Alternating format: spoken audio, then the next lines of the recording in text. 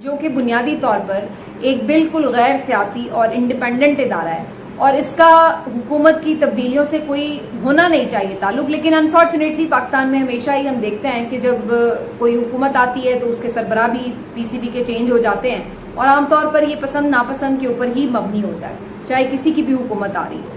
لیکن بہرحال ابھی موضوع یہ نہیں ہے، موضوع یہ ہے کہ آپ کے ہیروز تو بہرحال ہیروز ہی رہتے ہیں، جنہوں نے آپ کی اس کسی بھی شعبے میں کوئی اہم خدمات انجام دی ہوتی ہیں تو وہ آپ اس کا کریڈٹ ان سے لے نہیں سکتے ہیں، بھلے آپ کتنے بھی گئے گزرے کیوں نہ ہوں، لیکن اتنی سی آپ میں تھوڑی سی شرم حیا رہتی ہے کہ جو کوئی ماضی میں اگر کسی نے اچھا کام کیا ہے یا پاکستان کا نام روشن کیا ہے یا ملک کی کوئی خدمت کی ہے تو آپ اتنی کم از کم گریس کا مظاہرہ کرتے ہیں کہ بھلے آپ کو وہ پسند ہو ناپسند ہو، کوئی پولیٹیکل ڈفرینسز ہوں یا ویسے ہی آپ کو اس سے کوئی خطرہ محسوس ہو رہا ہو، جو بھی وجہ ہو، لیکن کم از کم آپ اس کی جو کی ہوئی خدمات ہیں، دی ہوئی خدمات ہیں، ان کے اوپر کوشچن نہیں اٹھاتے، اس کو ٹارگٹ نہیں کرتے، کیونکہ یہ صرف اس بندے کی بات نہیں ہوتی، یہ اس آپ کے ملک کی ڈگنیٹی کی بات ہے نا۔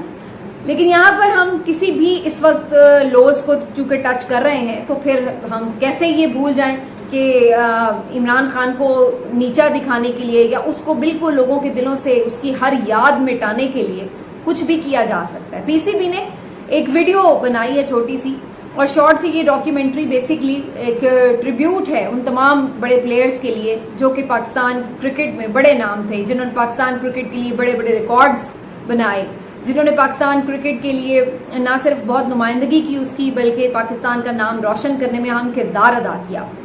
اور اس میں آپ حیرت انگیز طور پر دیکھیں کہ سب سے پہلے اگر کسی کا نام آپ کے ذہن میں آتا ہے جب آپ پاکستان کرکٹ کی بات کرتے ہیں تو عمران خان کا آتا ہے، کیونکہ عمران خان وہ واحد پاکستانی کیپٹن رہے ہیں، ان کو یہ اعزاز حاصل ہے کہ انہوں نے پاکستان کے لیے واحد ون ڈے ورلڈ کپ 1992 میں جیتا تھا اور اس کے بعد آج 31 سال گزر گئے ہیں، اس کے بعد پاکستان دوبارہ یہ اعزاز کبھی بھی حاصل کرنے میں کامیاب نہیں ہو سکا۔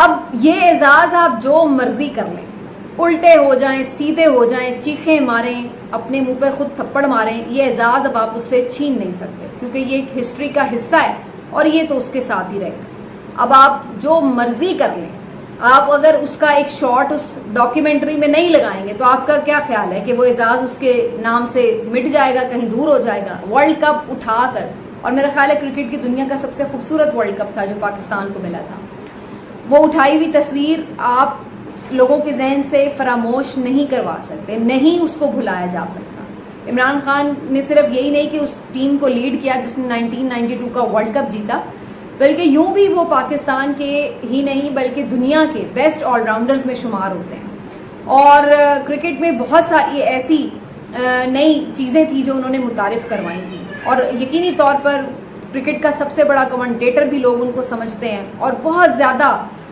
جس کو کہتے ہیں کہ فین فالوئنگ کے حساب سے بھی دیکھا جائے تو بڑا مشکل ہے کہ کوئی ان کے ساتھ میچ کرے۔ انڈین پلیئرز تک جو آج کے دور کے یا اس دور کے بھی ایون لوگوں کے بڑے فیوریٹ ہوا کرتے تھے، وہ تک عمران خان کے سحر میں مبتلا نظر آتے ہیں۔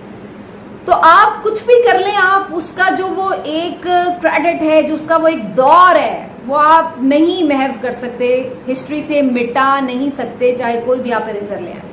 انہوں نے جناب وہ ویڈیو بنائی ہے اور اس میں سب کی تصویریں لگا دی ہیں ورلڈ کپ کے ساتھ، اور باقی جنہوں نے اچھی پرفارمنس دی ہے، کئی اس میں تمام ہی پاکستانی جو اہم کھلاڑی ہیں وہ آپ کو نظر آتے ہیں، لیکن اس میں عمران خان کی تصویر نہیں لگائی۔ ورلڈ کپ جیتا ہوا عمران خان، اس کی تصویر نہیں لگائی، اس کو جان بوجھ کے نہیں لگایا گیا، یہ پیغام دیا گیا کہ وہ ہے ہی نہیں، ہی از نتھنگ۔ تو اس پر کافی سوشل میڈیا پر رد عمل آ رہا ہے اور لوگ اس پر بڑے غم و غصے کا اظہار کر رہے ہیں۔ اور پھر ایک بڑا اچھا کامنٹ میں نے ایک ایکٹر کا پڑھا، انہوں نے کہا کہ پھر اگر آپ یہ حرکتیں کریں، اس طرح کی سیاست کرتے ہیں اور اس کے بعد آپ پھر کرکٹ کو، کھیل کو سیاست میں ملوث کرتے ہیں، تو پھر آپ کل کو کس منہ سے بھارت کو یہ لیکچر دیں گے، یہ بھاشن دیں گے کہ بھائی سیاست میں آپ کرکٹ کو کیوں انوالو کر رہے ہیں؟ کرکٹ تو کرکٹ ہے، وہ کھیل ہے، آئیں ہم کھیلتے رہتے ہیں جہاں بھی کھیلنا ہے۔ جب وہ سیاسی فیصلے کرتے ہیں تو آپ انہیں ہمیشہ یہ بھاشن دیتے ہیں کہ کرکٹ سے سیاست کو آپ دور رکھیں۔ لیکن جب اپنی باری آئی تو آپ اپنے ملک میں یہ آپ کا حال ہو چکا ہے, اس لیول پر آپ گر گئے ہیں کہ آپ اپنے ایک قومی ہیرو کو اس طرح سے فراموش کرنے پر تلے بیٹھے. تو اس پر ویسے بھی جو کرکٹ شائقین ہیں ان کا بھی بڑا اسٹرانگ ریئیکشن آ رہا ہے, اور سب سمجھتے ہیں کہ ظاہر ہے یہ جان بوجھ کر ایک حرکت کی گئی ہے اور اپنا چھوٹا پن دکھایا گیا ہے اس سے. اور اب یہ افسوس کی بات یہ بھی ہے کہ یہ اب وہ روایتی سیاسی حریف بھی اس وقت موجود نہیں ہے, اس کے باوجود یہ اس قسم کی حرکتیں ہو رہی ہیں. تو آپ سمجھ لیں کہ ایک حریف تو پھر ایک پراپرلی موجود ہے ہی, جو پچھلے 1.5 سال سے حریف بنا ہوا ہے 14 جماعتوں کے علاوہ. تو بہرحال اب یہ آپ کو چیزیں جو ہیں وہ نظر آتی ہیں کہ ایک کس طریقے سے چیزیں چلتی ہیں. نگران حکومت جو ہے وہ آ چکی ہے ملک میں, لیکن ابھی تک بھی جو پی ٹی آئی کے لیے حالات ہیں وہ بالکل بھی نارملائز نہیں ہوئے اور وہ ابھی تک ویسے ہی نظر آ رہے ہیں. اور اس کی ایک مثال آپ کو میں بتاؤں جس نے بڑا دل دکھایا, وہ تھا کہ 14 سال کا لڑکا ہے ارسلان, اس کو 3 مہینے تک بند رکھا ہوا تھا پولیس نے. آخرکار اس کی ضمانت ہو گئی, پی ٹی آئی کا ہی تھا, وہ یہ کسی ہوگا پروٹیسٹ وغیرہ میں بیچارہ شامل. اس کو جناب پکڑ کے 3 مہینے سے بند رکھا تھا, اس کی بیل ہوئی ہے, اور جیسے ہی وہ گھر آیا اسی وقت دوبارہ پولیس پہنچ گئی ہے اس کو پکڑنے کے لیے. اور اس کا جو باپ ہے اس نے جیسے ہی یہ منظر دیکھا ہے کہ دوبارہ بیٹے کو لینے پولیس آ گئی ہے تو یہ دکھ وہ برداشت نہیں کر سکا. یہ منظر اس کے لیے اتنا تکلیف دہ ثابت ہوا کہ جان لیوا بن گیا. اس کو ہارٹ اٹیک ہوا, دل کا دورہ پڑنے سے اسی وقت اس کی موت واقع ہو گئی. اتنا اس نے مجھے تکلیف دی, اس دکھ دیا اس خبر نے. وہ بچہ 14 سالہ لڑکا اکیلا بھائی ہے, 5 بہنیں ہیں اس کی. تو آپ اندازہ لگائیں کہ اپنی فیملی کے لیے وہ کیا ہے. اور جو اس کا باپ ہے وہ اکیلا واحد کمانے والا ہے. اب وہ 5 بچیاں جن کا وہ بھائی, اور وہ بھائی بیچارہ دوبارہ پولیس کے ہاتھ. یہ صورتحال ہے یہاں پہ.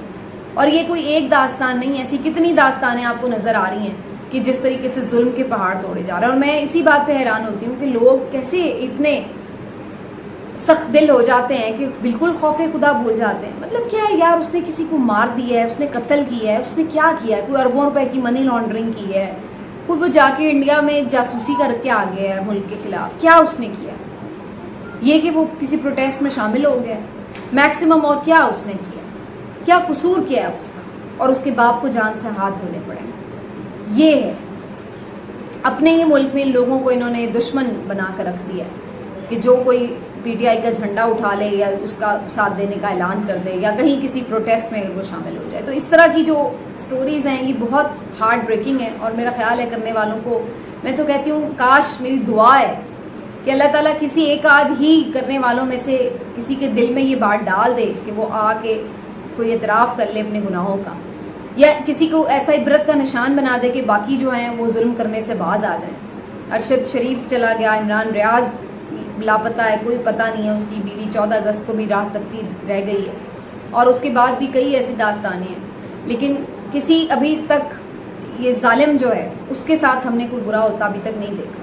تو لوگ سوچتے ہیں کہ یا اللہ اتنی بھی رسی آپ دراز نہ کریں کہ بالکل ہی ہمارا دل ہی ٹوٹ جائے, ہم مایوس ہی ہو جائیں. یہ والی صورتحال ہے.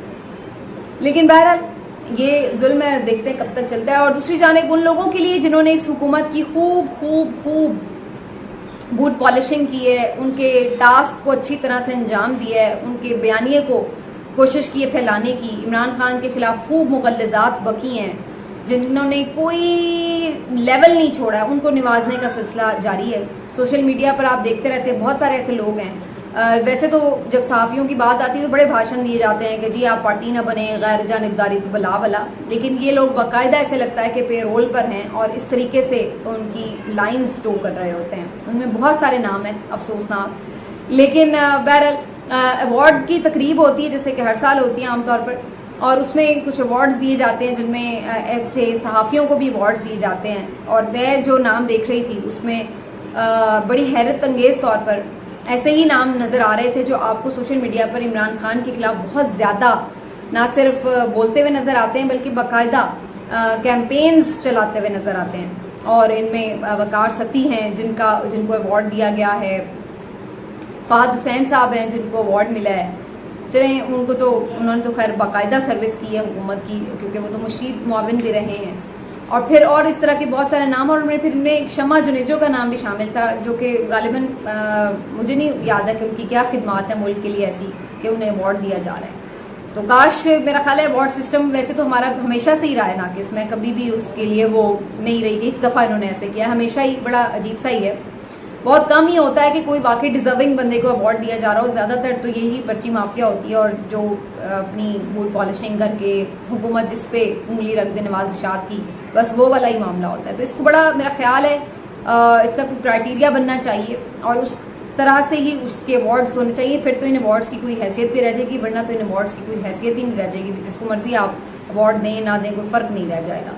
تو یہ ایک بارہ اسٹوری نظر آئی. اور لاسٹلی میں آپ کو بتا دوں کہ وزیر اعلیٰ سندھ نگران جو ہیں ان کے لیے جسٹس ریٹائرڈ مقبول باقر صاحب کا نام جو ہے وہ فائنل ہو رہا ہے.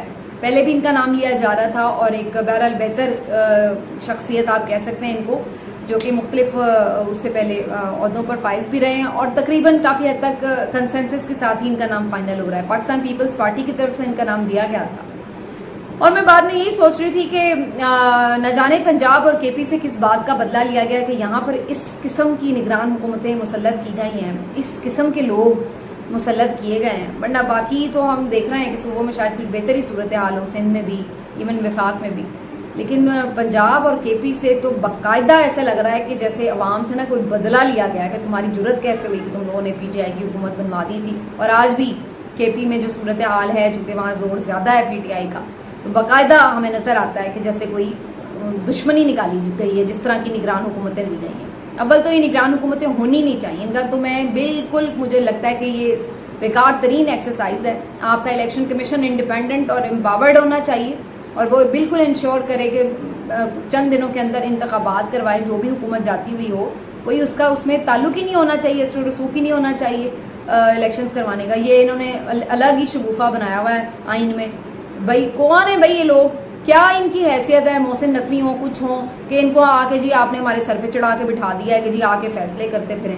تو کوئی یہ محسن نقوی کی بات نہیں، کوئی بھی نگران کون ہے بھائی؟ آپ کو عوام نے ووٹ دیا، کس نے کیوں بھائی آپ آ کے ہمارے اوپر بیٹھ گئے؟ تو یہ فضول ایکسرسائز ہے بالکل. مجھے تو اس کی کوئی لاجک نظر نہیں آتی، کوئی ضرورت. اور کہیں ملکوں میں ایسا نہیں ہوتا، ہر جگہ پہ جو جاتی ہوئی حکومت ہے وہی کروا رہی ہوتی ہے. ہاں ان کی کچھ پاورز جو ہیں وہ بالکل وہ کر دی جاتی ہیں ختم آخری جب الیکشن اناؤنس ہو جاتے ہیں، اور بس باقی الیکشن کمیشن یا جو بھی جس کا ادارہ ہوتا ہے وہ کرواتے ہیں الیکشنز. تو کوئی مسئلہ نہیں ہوتا، فری اینڈ فیئر الیکشن بھی ہوتے ہیں. کوئی تھوڑی بہت بے ضابطیاں ہر کوئی ہر جگہ شکایت آ سکتی ہے، لیکن جنرلی کوئی اتنا بڑا مسئلہ نہیں ہوتا. اور ہمارے ملک میں نگران بھی لگا دو، الیکشن کمیشن بھی ہوتا ہے، پھر بھی روتے ہی رہتے ہیں سب کے الیکشن کبھی شفاف نہیں ہوتا.